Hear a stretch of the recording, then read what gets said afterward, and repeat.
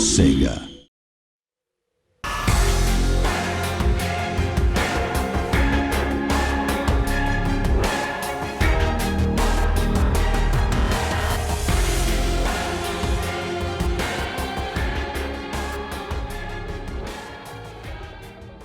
Setting up your car is all about getting the balance right. Now that balance might be between oversteer or understeer, or the trade-off between downforce and drag.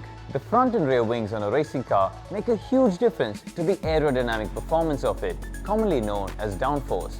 Getting the trade-off right between the amount of downforce and drag is vital, as one makes you fast in the corners while the other helps you go quickly down the straight. The front wing on a racing car is the part that cuts through the wind first and therefore dictates how the wind flows over the rest of the racing car. If we say that the aerodynamic performance accounts for 70% of a racing car's performance, the front wing probably accounts for 60% of that, so you have to get it right. The rear wing angle has a great effect on the rear end stability of the car, but it also has a big effect on the drag and therefore the straight line speed. Now this setup will vary greatly from track to track.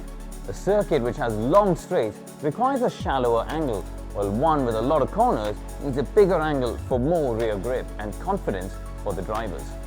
Shorter gear ratios allow you to stay in a higher rev range, and these are commonly used on tight and twisty circuits. However, if you've got a long straight, you're going to run out of steam before the end of it, and therefore you need a longer gear ratio to make it work. Choosing the right gear ratio is also dependent on your aerodynamic setup. If you've gone for a lower drag setup and higher top speed, you'll need longer gears.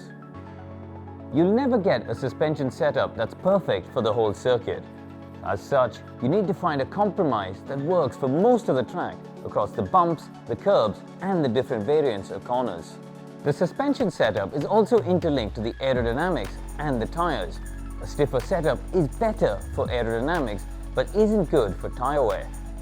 Knowledge is key here. The more you do, the more you learn, and the same goes for your drivers and engineers. Sadly, there isn't a magic wand when it comes to car setup. Listen to your drivers and your engineers, and also rely on your own knowledge. Use the practice sessions wisely to gain as much information as possible.